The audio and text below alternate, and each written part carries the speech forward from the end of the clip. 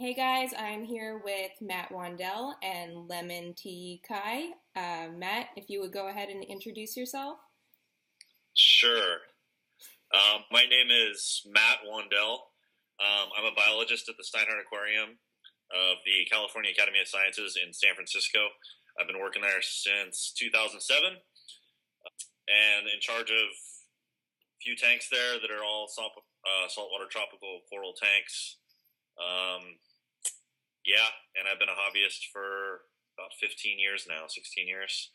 And I also do side maintenance business, have a couple clients with really great big tanks. One's a coral reef tank, one is a temperate tank that I take care of here in San Francisco. And that's about it, I think. That's enough for me. I'm really excited to have you on. Thank you for joining us. And Lemon, I had you on obviously for our first episode, but in case anybody missed it, please just give us some background on who you are. Well, my resume is long as X. So I'm just a writer from Reefbuilders, and I'm writing for 5 or 6 years for them. And I give, in my free time, I give talks and interviews like this to whoever wants to listen. And so I'm just basically a very addicted aquarist. Yeah. And most of you know me from Reefbuilders, so nothing much really to say. And your insane knowledge of fish. So actually, on our first episode, Lemon, we touched a lot on deep water species, more specifically Anthias. And I wanted to get a little bit more into that, specifically collection and keeping of deep water fish. So Matt, let's start with you. What are the various methods of collection right now, and what are the challenges that come with them? I don't really know a ton about the collection world. Of course, I'm not an aquarium collector, but I do know that one of the primary ways of getting fish up from deep down is by using a needle. One of the problems when fish come up from very deep, of course, is they have a swim bladder, and that expands as the fish comes up. As the pressure decreases on the fish, the volume expands. It's like Boyle's Law. And the swim bladder expands to a point where it can start crushing organs, and the way to deal with that, mitigate that, is to puncture the swim bladder with a needle and release that pressure. It has some drawbacks to it. It has to be done kind of well. One of the things I don't like about it is it's puncturing through the fish's flesh. It's a dirty needle by definition because it's underwater. You can't keep it sterile. There's some issues with infections that can result from that. The other thing that I think is kind of a problem with that is that fish are going to have some of the same problems that humans do when they come up from great depths, which is they're going to have bubbles form in other parts of their tissue. I think the sort of dogma is that the only part that's going to expand is their swim bladder. But just like humans, they're going to have bubbles in other parts of their tissue. And we see this when you bring up fish from hook and line from very deep quickly. There are visible bubbles in their gills, in their eyeballs, the other places in their body as well. And of course, those form blood clots and all kinds of problems. And even if you can't see them, those bubbles may be forming at a less than visible level that still cause problems with the fish and make their organs shut down and things like this. Things that may not result for a month or two. The other way I've seen that I think is kind of cool is caging the fish. I saw this when I was diving with the collector in the Marshall Islands, where they'll catch the fish, bring them up maybe from say 250 feet to say 150 or so, and then cage the fish, and then come back the next day or come back 6-7 hours later and move the fish up. Really good way to do it. I would think the only drawbacks to that would be if the temperature is much warmer up shallow, that might be a problem with the fish, but probably not a big deal if it's short term. To make sure that it's not going to get washed away or it's not going to get stolen by somebody else or go missing or eaten by a shark or whatever else might happen to a cage that's left out in the middle of the ocean. As far as I know, that's how people are kind of collecting deep water stuff.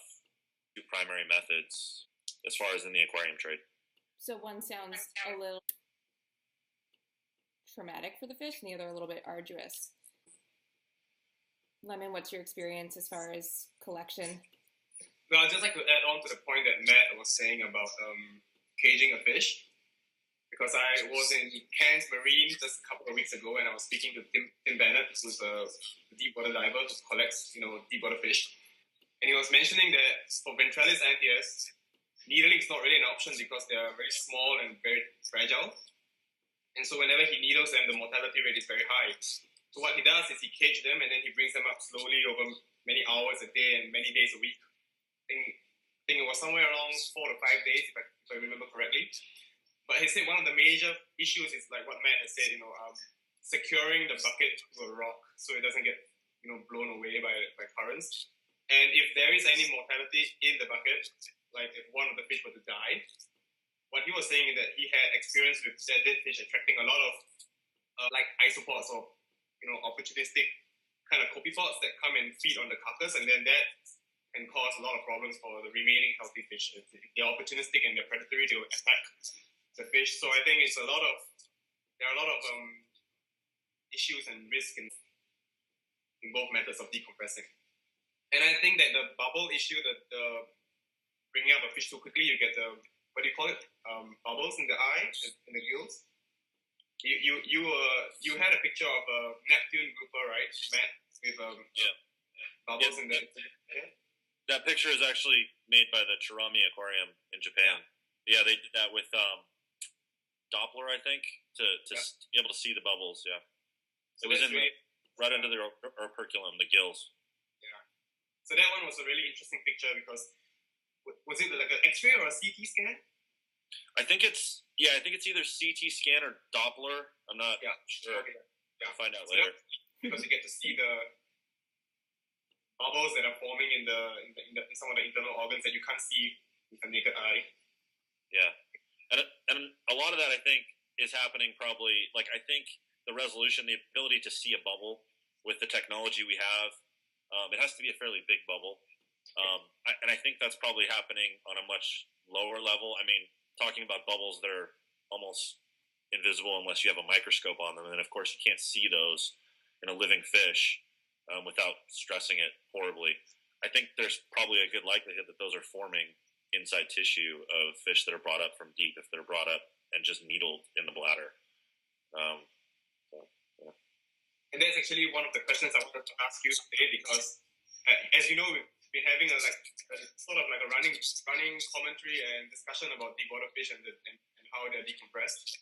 And so I was talking to you and Richard about Leopropoma recently, and how some specimens, after decompression, they appear fine, only to relapse or die again in the weeks or months to come. So I mean, obviously, something is going on besides just the bladder issue, because if you decompress the bladder and then 1 or 2 weeks later it relapses again. So what are your thoughts on this?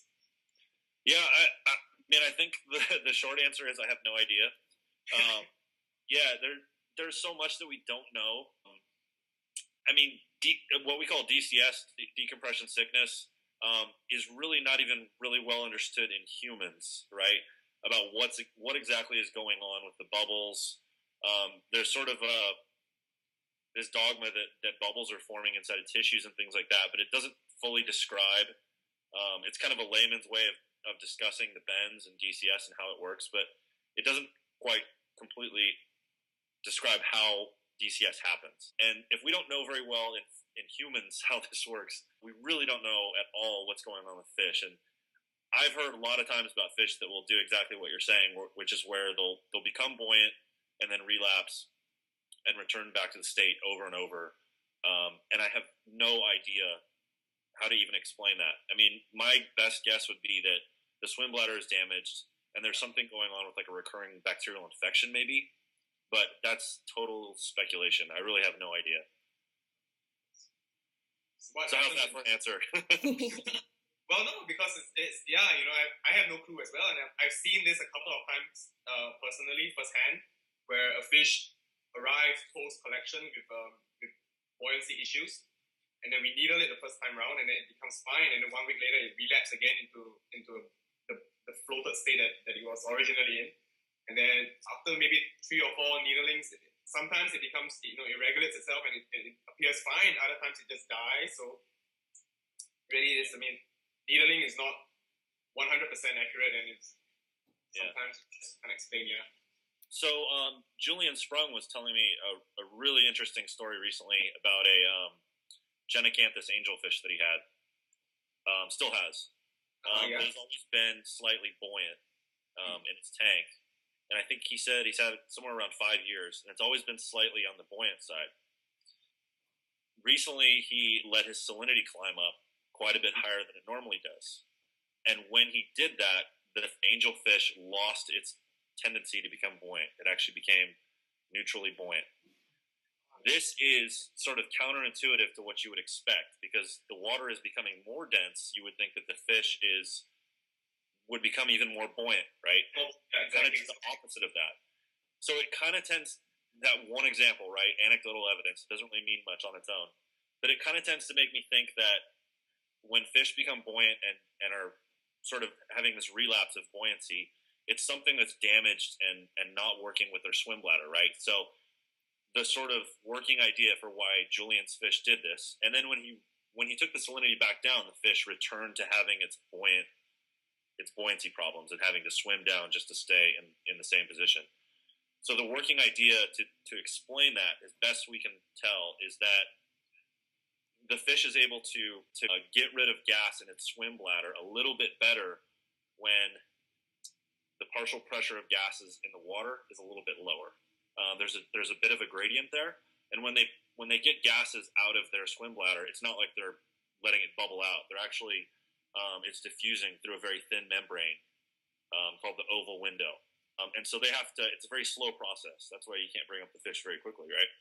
So the idea is that lower oxygen concentration in the water because of the higher salinity results in the fish being able to easier get rid of the oxygen inside the gases inside of its swim bladder. It's total chemistry nerd geekiness, but it may make sense, and it may help explain why we see these things. And the answer may just be that their swim bladder is damaged and not able to push the gases out the way they need it to, and do it the way it's supposed to work.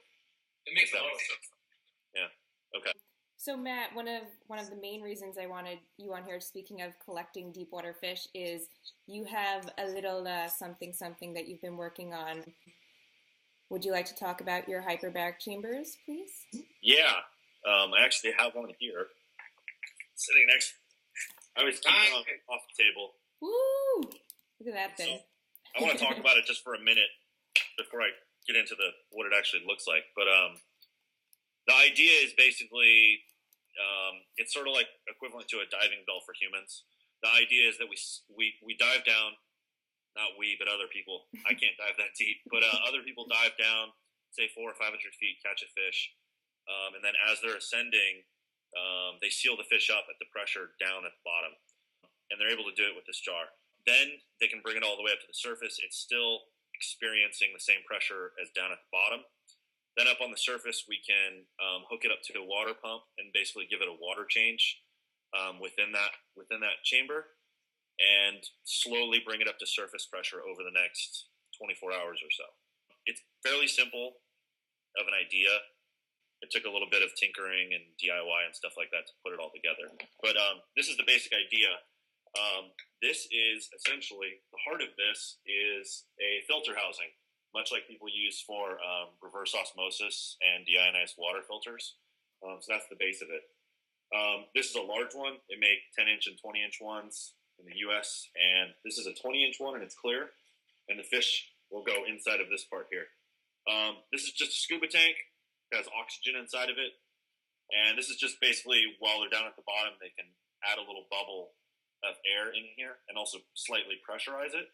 Helps in a couple ways, because the trip up to the boat, they need a little bit of extra oxygen in there, and then it also helps confirm that there's no leaks in the housing when they seal this up. So this is the same kind of filter housing you have at home, except a much bigger version. In practice, it didn't work so well for divers. When we used the filter housing the way it's meant to be used, by putting the fittings out, coming out the sides, we have these little tiny valves, and it didn't work so well in practice with divers. They just looked like they wanted to be snapped off, especially like on top of a boat or something. Mm-hmm. So we ended up sticking everything in the top, coming out the top, and then built this shield for it. So we have, gauges and valves, and the ability to pressurize it with a little bit of air from the oxygen tank. So when they're down at the bottom, they don't have to carry this great big contraption around with them. They have this jar that is essentially analogous to a media jar that goes inside your sediment filter, your carbon filter, your DI filter that goes inside of the filter housing. This is what they carry with them. And we just DIY'd this. This one I made myself, but now My Reef Creations is making these for me. And this is just what they can swim around with. With one hand, they can put their fish in. After they catch it, snaps shut. This goes inside the larger filter housing. And then down at the bottom, they screw the top on.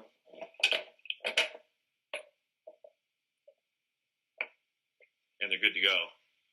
And then they would pressurize it with the scuba tank and just verify there's no leaks and come up.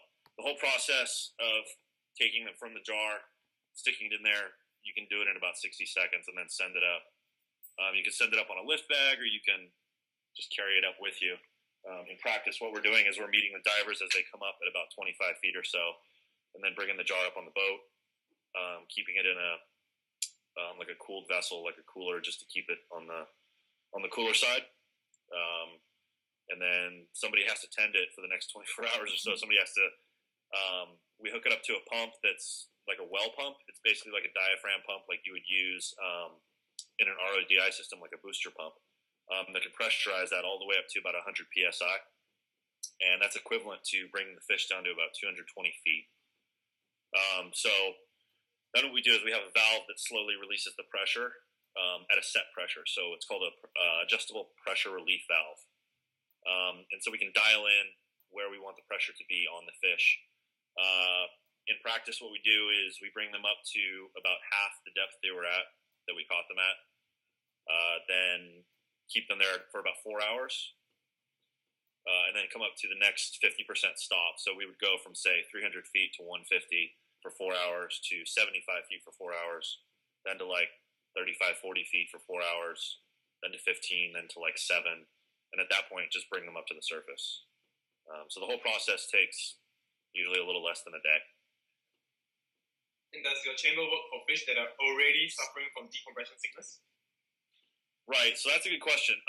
The ideal situation, right, is that they never have DCS in the first place because we've never let them injure their swim bladder. I've never had the chance to try it on a fish whose swim bladder is already damaged. My guess is that it would take a much longer time in the chamber to heal it. And it may never resolve at all. I just don't know. But I have heard of people using this on fish, like much larger chambers that are kind of land-based, that don't go underwater. Trying using it on fish that have buoyancy problems, and the buoyancy issue just kind of relapses. Okay, so something like needling, but without the needle. Right. Well, and the nice thing is that the pressure drop deals with all the bubbles throughout the body. Could be formed. And a while back, you were sharing a video of was it a rockfish or something, bulging eyes from DCS, and it was placed in a chamber, and I presume the chamber works differently from yours? Yeah, so that's basically what we've adapted this chamber from. That's a chamber that's at the Monterey Bay Aquarium, and they adapted theirs from one down at SeaWorld in San Diego, the Hub SeaWorld Marine Research Institute. So there's a lot of people up and down the west coast of the U.S. that are using these for rockfish. Rockfish are, in some cases, overfished, endangered, and one of the problems with rockfish is people are catching them on hook and line from, say, 300 feet or so. They realize they've got the wrong fish, and then they're just tossing them back in the ocean, right, if it's the wrong species. Well, that's a problem because the fish is totally bloated out. Its eyes are bulging huge. Its swim bladder is pushing its stomach out of its mouth. This fish is dead. There's no way it can swim back down to 300 feet or so. So a lot of people are doing research. They're doing it up in Oregon. They're doing it down south on what happens to a rockfish if you can immediately take it all the way back down to the pressure it was at. Will it recover? And so people have built these land-based chambers based on the idea that you can reel it up, stick it in the chamber, and it will recover. And so what Monterey has found out is that they've been able to track these fish for years on exhibit. They reel them up from 300 feet to the surface. As long as they get them in the chamber very quickly, within 5 or 10 minutes or so, these fish will recover and live for years and years on exhibit. So that chamber is essentially a much larger version and not a compact version of what I've built. It uses the same type of pump, the same type of pressure relief valve to maintain the pressure. It's just a much larger, it's like 6-7 feet long, probably weighs several hundred pounds. And it's meant for big rockfish, of course. So ours, we wanted something that we could catch small tropical fish with, and we didn't want to have the traumatic step where they're taken to the surface really quickly. For rockfish, so one of the things with rockfish is that they're a bit stretchy.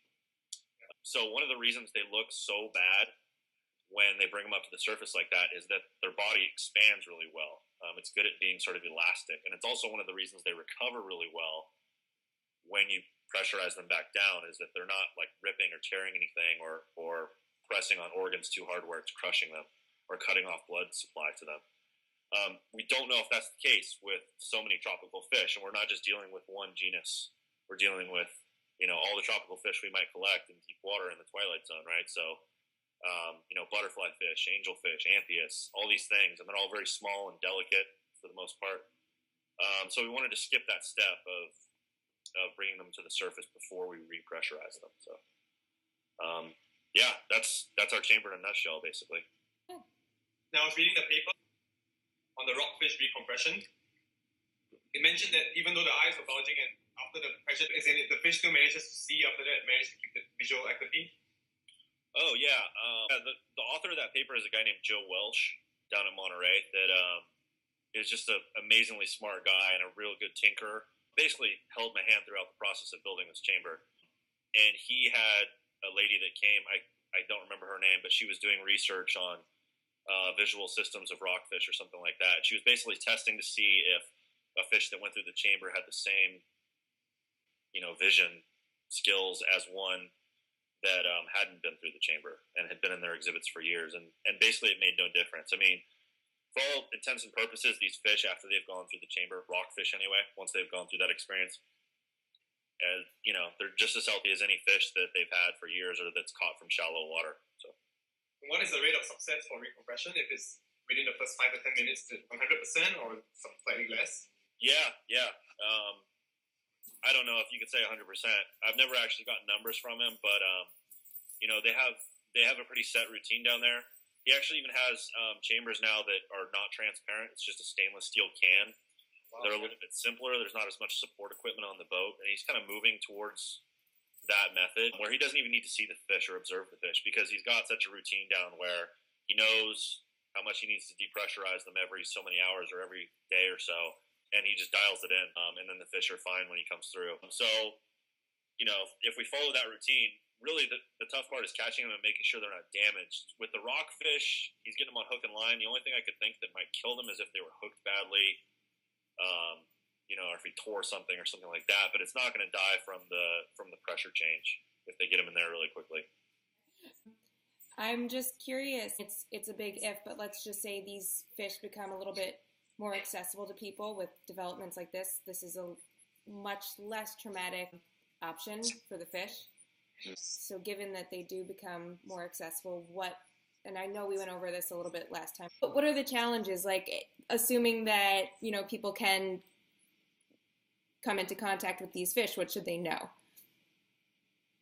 Well, I think basically speaking from experience, because I do have friends who deep water fish, fishermen, for example. So the main issue will be temperature and lighting, because a lot of the fish, for example, Leopopoma that come from 400, 500 feet, they're not very used to bright light. So I think keeping it in a reef tank is probably not going to do very well. And so what these people do, they keep them in tanks with no additional lighting except ambient room lights.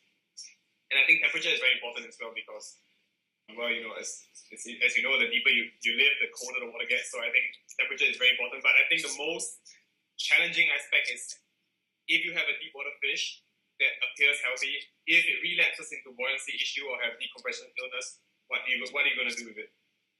So a lot of times you give everything you can, you give the best parameters, you give the best conditions, but the fish still relapses into decompression sickness or have buoyancy issues. And then if you're not adept at needling the fish, then there is actually really nothing much you can do. Right. So, Hopefully with the chamber that'll eliminate the decompression sickness and it won't even be an issue, which would be a little bit easier to keep these fish. Well, if they were collected from the chamber itself in the beginning, then you will, entirely bypass the Right. the problem that comes with deep water fish. But currently, as of now, most of the fish that we get, they end up having, relapses of buoyancy issues. And then what we normally do is we needle them again, and then they appear fine. And then if you're lucky, it doesn't relapse. But if you're not, then it relapses again. And this is an issue for, let's say, some of the fish. They appear fine, but then we transport them on a plane. Like we ordered recently a Leucophoma aberrans from Dynasty Marine, and they have been keeping it for months now. For long, it's not a new fish; it's an old fish, and it's been healthy and stable, and there is no problem. But then, when we received it on the day after shipping, it had buoyancy issues, really bad buoyancy issues actually. And so I think it had something to do with the change of pressure while the fish was in plane during transportation. And as what Matt has been saying, the fish probably injured its swim bladder, and it probably cannot regulate the pressure changes very well. And so when the fish arrived, it had buoyancy issues, and then after 3 or 4 days, it's kind of, settled by itself, but you never know if it will relapse again. And so I think this is the main issue if you're buying expensive deep water fish, is what do you do when the fish relapses or have a problem again. Right. Yeah. But I don't personally keep much deep water fish or the shallow reef fish, so I don't have much experience with this personally, but based on, friends or close contacts with such experience, yeah, that's what I gather. Yeah, Rich Ross had a similar experience with a Dr. Seuss fish that he got. That had been being held in Hawaii, I think it was, I want to say, for a long time without any problems, without any buoyancy problems, and then got shipped to him, went on an airplane, and then as soon as he got it, it was a little bit on the floaty side. So interesting that happens. I mean, yeah, I think you're absolutely right that it has something to do with the pressure change in the airplane, So, yeah, interesting thought. So that's one of the biggest issues that I know of. But actually, Matt, I wanted to ask you about your Philippines expedition with Luis and Brian. And Rich. Rich. Last year, right? It was last year? It was last year, yeah. It was May of 2014. Man, that was awesome. Yeah. I know during Luis's keynote speech, he did give a little bit a glimpse of what you guys saw, and I saw from the video Sakura, Leucophoma. So what was your experience? Can you tell us more about it? What kind of fish did you see? What was it like in general? Yeah, I mean, strictly aquarium geek perspective. Yeah. These are people that I had read about in articles. I had to pinch myself a little bit and go, I work just down the hall from Louise, so I'd kind of gotten over, being a fanboy of Louise already. Meeting Rich Pyle and Brian, and hanging out with them and just getting the opportunity to dive with them was kind of a dream come true in a lot of ways. And seeing them do the science that they do, and catch these really cool fish was just amazing. I don't dive deep yet. I really want to dive deep on a rebreather someday. Right now I'm limited to, something like 130 feet on open circuit scuba. So I was seeing what they were bringing up, after they had caught it, but they're still sort of celebrating as they're bringing it up and, handing me the jar, these famous jars that have had all these new species in them. You were tagging me on the picture of the jar, so I remember that picture very well. Yeah, that famous jar, right? Yes. And I was doing things like just taking pictures of their nets, and kind of just in awe of just soaking in everything I could about what they're doing and how they're doing it. And we had a lot of late nights with Brian, drinking beers, just trying to get as much info as I could out of him. I mean, he's been catching fish his entire life, and it's an art form. It's not simple. It's not simple to go down to 500 feet and just do nothing at all. It's really not simple to do it and catch fish that are moving quick. It's a skill. It's an art form. So, yeah, but they were bringing up, they brought up that new Grandma to notice after I left, unfortunately. But they did bring up that Sakura speciosa while I was there. Some Liopropoma. They had a new roll as well, the butterfly. Yeah, the Roa butterflies. Yeah. Pseudogeloides mesostigma, I think. Yeah, you remember the stuff better than I do. Pseudogeloides mesostigma. On Facebook, clicking on the CAS page every day and hoping for updates, Yeah, a lot of Borbonius anthias, a lot of like flasher wrasses and different fairy wrasses. New species, there weren't like a ton of new species that they brought back while I was there. I'm trying to remember. There was a new species of cardinal fish and a few new species of chromis, I think. But that Grammatinotus was kind of the rock star of the whole expedition, I think. That thing was just mind blowing. So, yeah. You do these expeditions every year, correct? The Academy does, yes. Okay, so this coming year, I assume you'll be bringing the chambers, and hopefully a lot of these fish can come up a little bit easier. Yeah. That's certainly my hope. I don't know if I'm going or not. I don't know if the chamber is going or not. It actually, just bringing live fish back, we don't necessarily always bring live fish. When Louise goes, Louise's primary interest is in getting ichthyological specimens, right? So logistically, that's a whole lot easier than bringing back live fish because you have to set up basically an aquarium system on the beach in the Philippines with very little logistical support. And that complicates things. It complicates, you have to ship a ton of stuff over, you have to ship a ton of stuff back. You need more people, and that's not always in budget. So we really hope we can do it. But certainly we do have plans. We've committed to having an exhibit, Twilight Zone exhibit at the Academy in the next few years. How big that's going to be and how many tanks that's going to involve, we don't really know. It's all kind of still in the works and getting money for it, things like that. But our hope is that one day we can have, several tanks in one big exhibit that's all filled with Twilight Zone animals, Twilight Zone fishes, and invertebrates. And we would be bringing up a lot of those in chambers, much like this one. We probably built several of them, or maybe even a slightly larger one. But yeah, all brought up the right way, I think. Great, so that could be some really exciting stuff in the near future, or a few years down the line. So I'm excited. I will keep an eye out, and hopefully you'll keep us updated. Of course. I was going to ask, I think you kind of already answered, what fish are you most excited to see kind of more mainstream if we're talking deep water species? Oh gosh. Lemon, you want to go first? I have chocolate in my teeth, so I think you should go Lemon's first. going to name 50 fish, so I don't know if we have time. Yeah. You can go. Yeah. Lemon posted a picture or a video of that Tosanoides flavofasciatus today. I mean, that's like always been one of my favorite fish.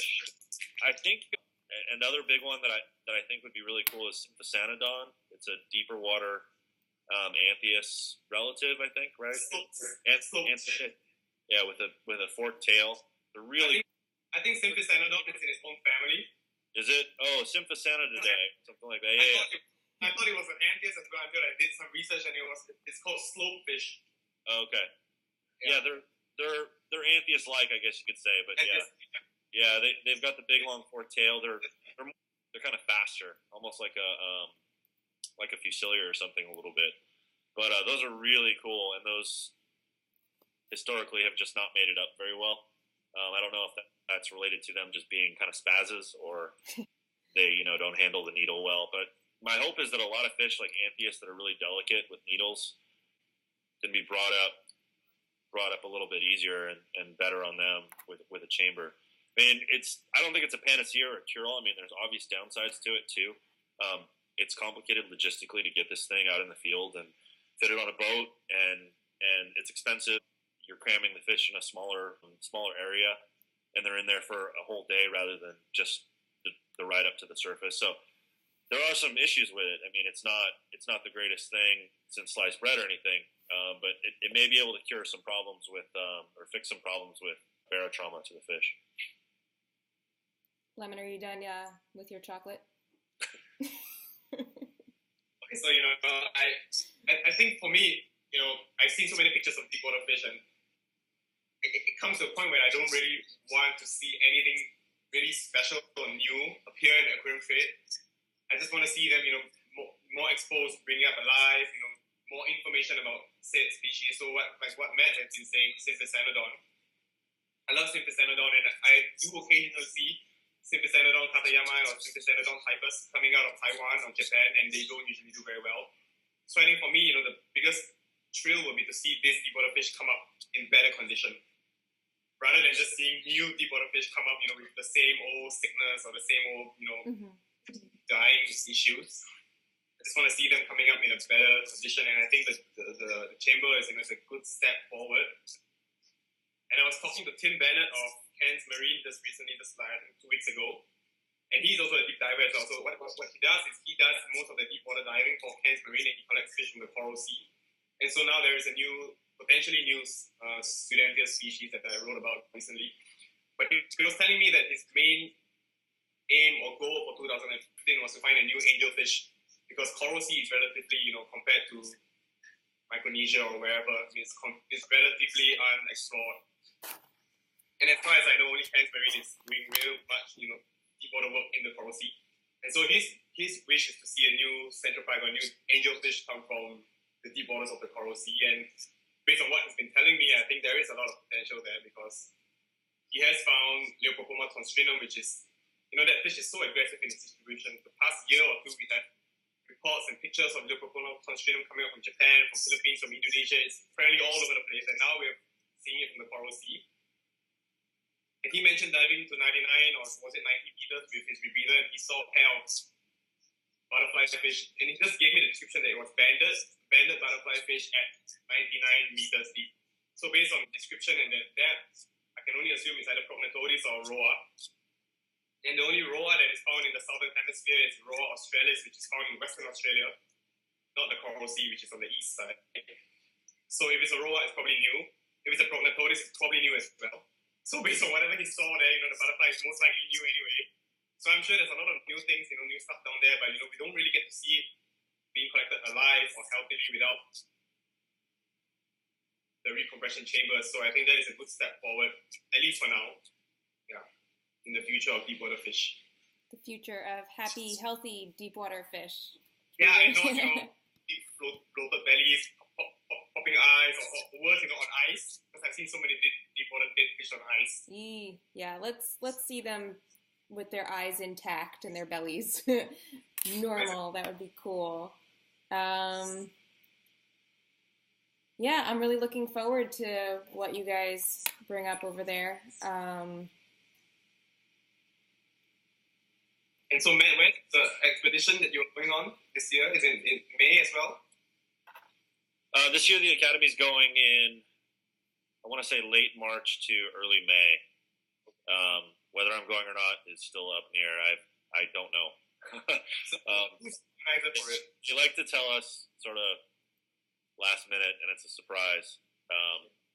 Last year, I didn't know until I think like 2 months before. You need to pull some strings. You need to bring your entire repertoire of chambers there. And get Decompression alive. Yeah, I hope so.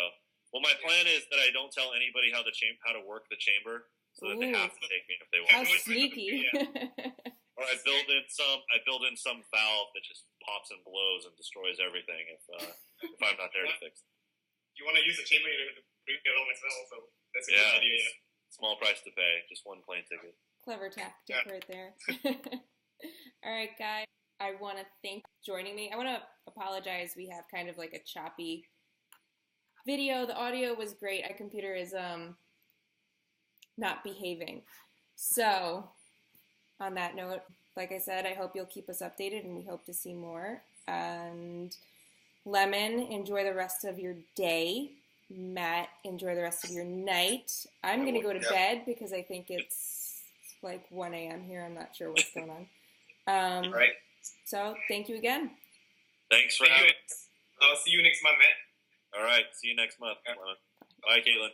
Bye. Bye-bye. Thanks.